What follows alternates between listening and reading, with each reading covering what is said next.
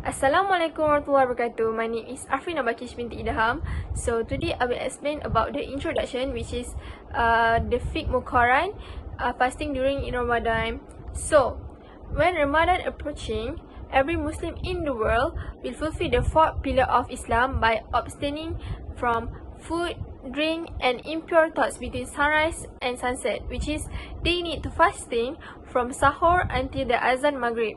So from this month of Ramadan, they allowing them to focus on prayer and connecting with Allah by reading Al-Quran. So they created this easy guide to remind ourselves of the fundamental of fasting, our communication tools that can be used as demonstration with Allah. So from Abu Hurairah reported that the Prophet said, for those who ever fast the month of Ramadan, they will have faith and seek from Allah pleasure and reward. They will have his previous sins forgiven. So every Muslim who is fasting in the month of Ramadan, their sins will be forgiven if they do focus in doing ibadah. The objective of this topic is to identify the hukum on the different scholar on breaking fast related to illness issues. Second, to study the hukum on breaking fasting due to travelling from different scholars. And third, to examine the hukum on determining the first Ramadan and the position of niyyah. Hi and Assalamualaikum warahmatullahi wabarakatuh. My name is Nofarina Hamzah and I will explain the concept of fasting. So first of all, we look into the definition of fasting. So what is fasting? So fasting is derived from Arabic word which is saum. It means fast. In other words, the definition of fasting is to abstain from food, drink, and marital relations from daybreak to sunset with the intention of drawing near to Allah. So, concept of fasting. Obligation as a Muslim. So in Islam, fasting is primarily an institution for a spiritual discipline and self-control. It is in fact an exercise in religious devotion in the form of cheerful and willing renunciations for a definite period of all the appetites of flesh lawful in themselves. The Quran says, Ya ayyuhalladhina amanu kutiba alaykumus siyamu kama kutiba alal ladhina min qablikum la'allakum tattaqun. Meaning that all you who believe, the fast have been enjoined upon you as they were enjoined upon those before you, so that you may be God-fearing. In Surah Al-Baqarah, verse 183. So, the words of Allah above explain that performing the fast of Ramadan is legally obligatory, where it is a form of human responsibility to its creator directly, as well as activities that involve hablum min Allah. Okay, next, there is several issues that will happen during this Ramadan. So for the first one, the issue is determining the first Ramadan based on Ru'yah and Hilal. So, what is Ru'yah and Hilal?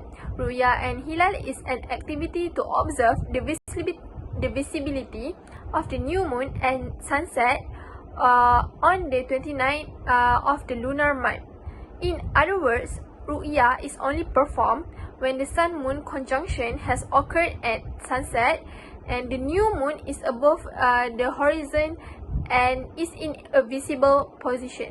So, for this issue, there are three things that will happen during this issue, which is the moon sighting is correlated to the issue of false positive moon, sighting, light pollution, and meteorological condition.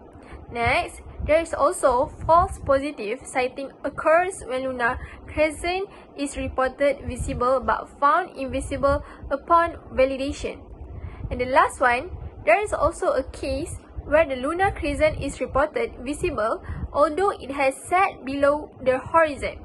So these three things will happen if they can determining the first Ramadan based on Ru'yah and Hilal. Okay, next, there is the point of view from these four mazhab. So for the first mazhab, which is Al-Hanafiyah, he said the beginning of Ramadan is determined by the Ru'yah Hilal method or by ensuring the Sha'ban consists of 30 days. For him, the Ru'yah Hilal Ramadan and shower process is influenced by the weather, if it's clear or cloudy. Okay, next, there is the point of view from these four mazhab. So for the first mazhab, which is Al-Hanafiyah, he said the beginning of Ramadan is determined by the Ru'yah Hilal method or by ensuring the Sha'ban consists of 30 days. For him, the Ru'yah Hilal Ramadan and Shawwal process is influenced by the weather, if it's clear or cloudy. Next, from the Al-Malikiyah, he said the Hilal is only decided by Ruqyah, which is involved two impartial Muslims, irrespective of whether the Ruqyah is for Hilal Ramadan or Shawwal. If the Ruqyah Hilal is not conclusive on the 29th day, then the month must be rounded up to 30 days. So this is from these two mazhab. Okay, next, from Al-Shafi'iyah, he said the Ru'yah Hilal must be by a witness who is a Muslim, of sound mind, of age, independent, of male gender, and impartial. After the Ru'yah Hilal, the witness must report to a Qadi that he has or has not sighted the Hilal.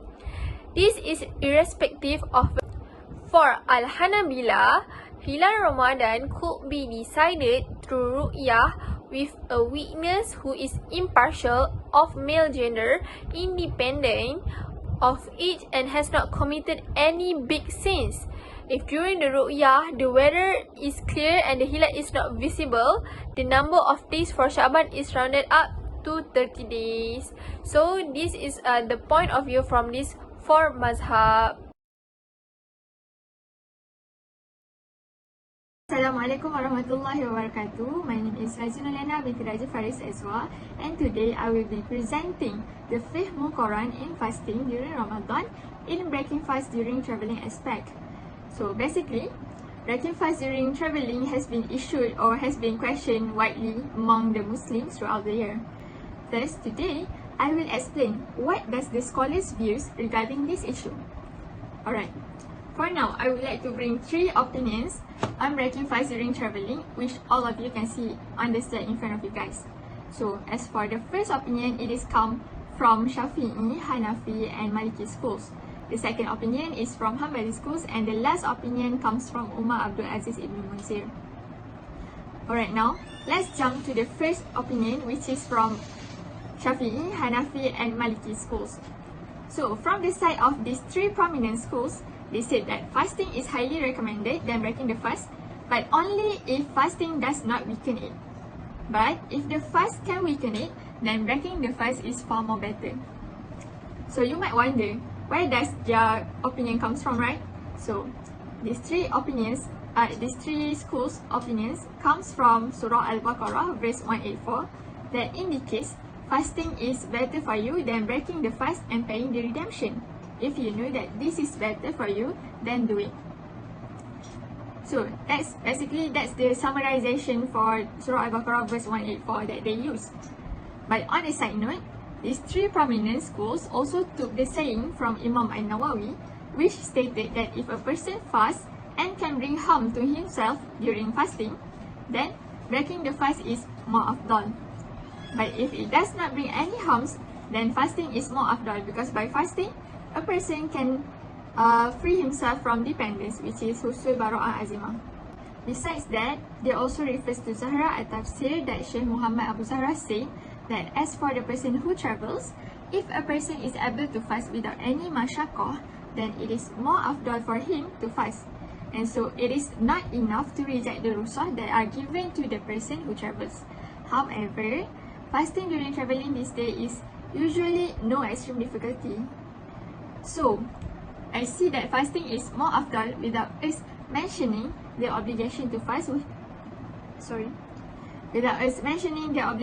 fast during travelling, so that it does not go to reject the rukhsah given by Allah, because Allah likes to give rukhsah as He likes to give azimah. Alright, now let's move on to the point of view from the second opinion, which is Hanbali schools. So, for Hanbali schools, they opine that breaking the fast is more afdal than fasting. So you guys might wonder, why did they opine that breaking the fast is more afdal than fasting, right? Because I do wonder about it as well.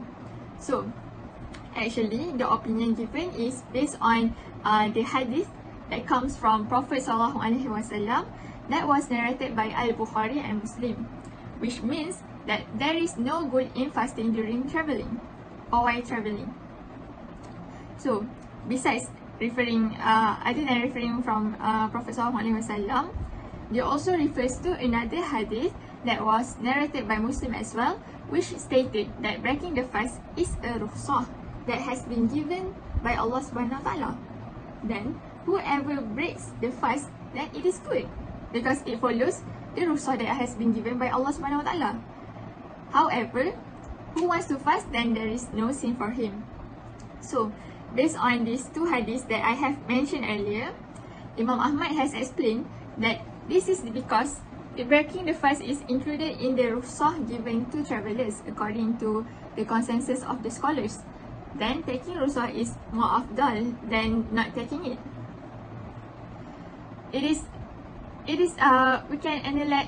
We can say that it's quite same to the rukhsah, which is shorten the prayers when we travel. So that's the justification for the second opinion from Hanbali schools. Alright, enough about the second opinion. Now, moving on to the third opinion that comes from Umar Abdul Aziz Ibn Munzir. It says that the more afdal is the easiest way of the two opinions that I have mentioned or explained earlier. So this is based on Surah Al-Baqarah verse 185 that states, Allah wants you to have ease and He does not want you to bear any hardship. Therefore, by referring to Surah Al-Baqarah verse 185, if fasting is easier for him or for a person, then it is more afdal for him. Likewise, if breaking the fast is easier for him, then it is more afdal for him. However, if breaking the fast is easier for him, then it can cause difficulty for him to qada their fast on another day or on another month. Then fasting is more afdal for him because it might hard to qada the fast for another month. So that's the justification from the third opinion, which is Umar Abdul Aziz Ibn Munzir. So enough about the three opinions. As for now, I would like to explain what is my takes on this issue after analyzing these three opinions.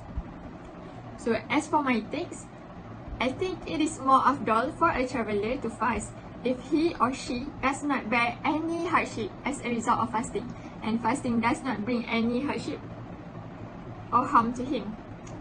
This is because it can hasten a person to free himself from dependence from husul barah azimah, as I said earlier, and not to miss the countless advantages that are given to month of Ramadan, which is to perform worship.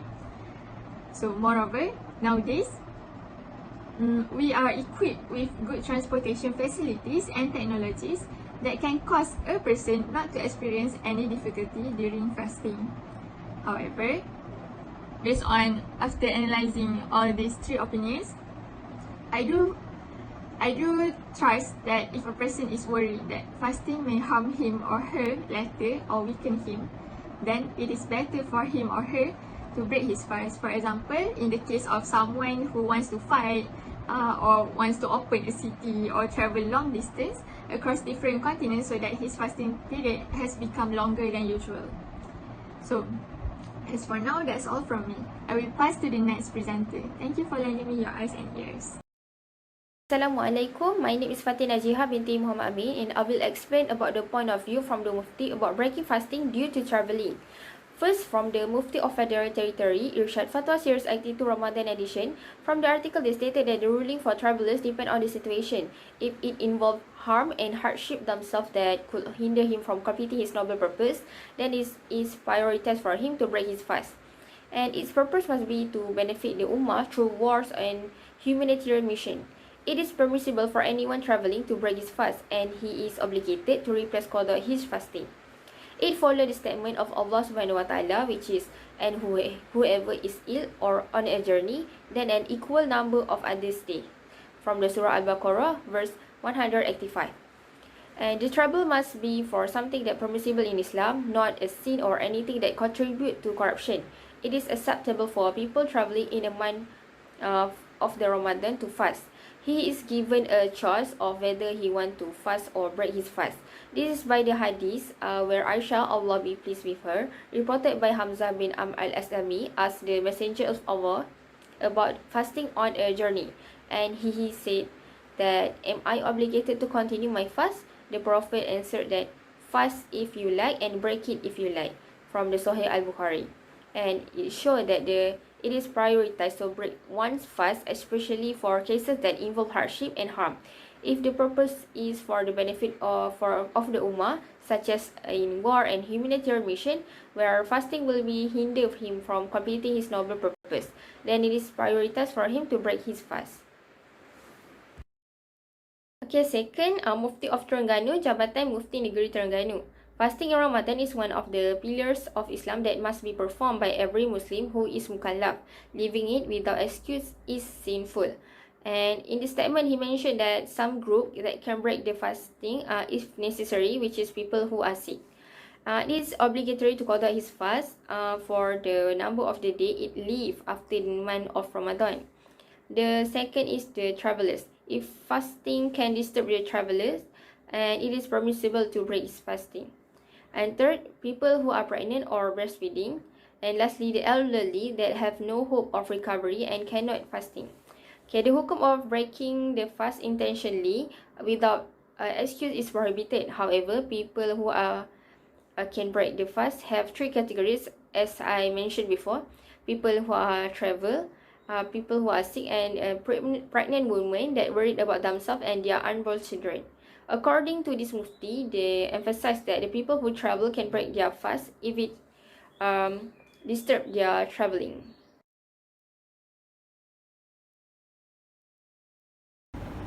Okay, so we move on to the issue 3, which is breaking fasting due to illness. So according to Merriam-Webster, illness is an unhealthy condition of body or mind. In other meaning, illness is any condition that takes a person outside the bounds of health as the result of some indisposition. Ibn Qudamah said, there is a consensus among the scholars regarding the permissibility of breaking the fast due to illness in general, as stated in the verse of the Quran in Surah Al-Baqarah, verse 185. So, illness is remain a valid reason for not fasting, though not any illness or pain legitimately accuses one from fasting. If one fears that fasting will worsen the sickness, delay its cure, or cause damage to anything in the body, then one has a valid excuse from breaking the fast. In fact, one should break one's fast under these circumstances, for the higher obligation is to keep oneself from becoming debilitated or, of course, from perishing. Okay, so we move on into the point of view from scholars. First, we look into the Hanafi schools. So, Hanafi legal schools position that if one who is well believes it very likely the fast will cause him or her to fall ill, one can break the fast. If, however, the fear of illness is anxiety or apprehension of illness, more delusion or obsession than actuality, then it is not permissible to break fast.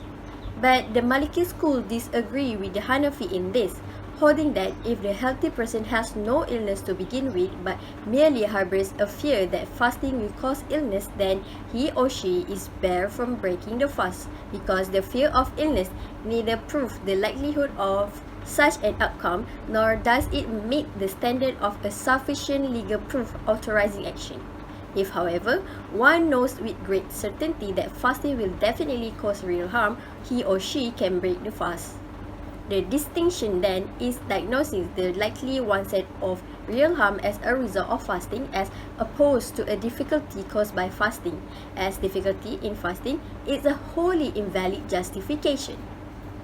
Next, we look into on Shafi'i school, where someone can break their fast, but the level severity of a person's illness was decided whether he or she needs to pay fidya or replace his or her fast. There is also an issue regarding the ruling for patients who are unsure whether they have a chance at recovery or otherwise.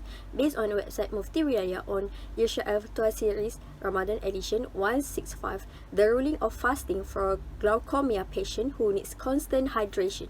So So firstly, the level of severity of his sickness which permits breaking fast should be according to the prognosis of a Muslim doctor who is adil or fair and trustworthy. Secondly, if the sickness is predicted to be impossible to be cured, but then it is cured. So there are three opinions of the scholars. First opinion is it is not wajib to replace because he is already obligated with fidyah. This is the final opinion in Mazhab Asy-Syafi'i. Imam Ash-Shamsuddin Al-Ramli said, indeed, the patient is not obligated to replace it if he then becomes able to fast because the obligation of fasting was lifted from him already when he was not obligated to it, like the Asa opinion, stronger opinion among scholars in Mazhab Asy-Syafi'i in Al-Majmu' because he was formerly only obligated with fidyah and not to replace his fast. And then, the second opinion is, it is wajib for him to replace his fast like the sick who have hope of recovery. This is a wajib among the Shafi'i. And the last opinion, which is third opinion, is it is wajib for him to replace it if he recovers before he pays fidyah, and it is not wajib if he recovers after he paid fidyah. So this is the opinion of Imam Al-Baqawi in Mazhab Shafi'i. So to be concluded that among three opinions, so Muslim scholars have unanimously agreed that the sick person is allowed to break his fast in Ramadan in general. So they substantiate that their opinion with the statement of Allah, which means so whoever among you is ill or on a journey during them, then an equal number of days are to be made up. In Quran, Surah Al-Baqarah, verse 184. However, they held different opinions regarding the nature of sickness that allows someone to break his fast. Assalamualaikum warahmatullahi wabarakatuh. My name is Anisa and I will continue to explain another issue, which is the position of niyyah. So before I start, just to be clear, under this issue, I will explain another two sub-issues, which is firstly, the first sub-issue, is it necessary to renew the intention each night or the intention to fast for 30 days is sufficient? And the second sub-issue, does the fasting is invalid due to the intention? Alright, now let's continue. By the way, let me explain, what is intention or niyyah? Intention or niyyah is the first of the two pillars of fasting according to the majority of scholars. Therefore, what is the definition of it? The scholars have several definitions of niyyah. So one of it is what is said by the school of Al-Hanafiyah, which is intends to obey and bring oneself closer to Allah subhanahu wa ta'ala in the form of doing and action. While the scholar of Malikiyah said, niyyah is a person achievement and action is based on his intention with his heart. While Shafi'iyah said, intending to achieve something alongside with their actions.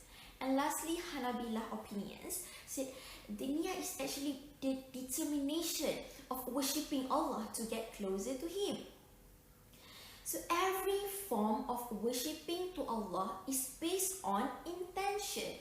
Even when someone is fasting without intention, his fast will not be accepted. All of this is based on the following famous hadith of the Prophet ﷺ that I guarantee most of you heard about it before, which is innamal a'malu binniyat wa innama likulli imri'in ma nawa. Verily, deeds are only with intentions, and every person will have only what they intended. Okay, now then we continue to our first sub-issue regarding the intention and fasting. Is it necessary to renew the intention each night, or is setting the intention to fast for 30 days sufficient? So based on our research, indicates that scholars' perspectives are divided into two perspectives. Firstly, it is acceptable to set an intention for the entire month of Ramadan. The opinion of Al-Imam Zufar and Al-Imam Malik, they said it is enough for someone to set the intention once in the beginning of Ramadan for the whole month. According to them, based on the verse of Al-Baqarah 185, فَمَنْ شَهِدَ مِنْكُمُ الشَّهْرَ فَلْيَصُمْهُ, so whoever sights the crescent moons of the month, let him fast. And month is categorized as nouns for a span of time.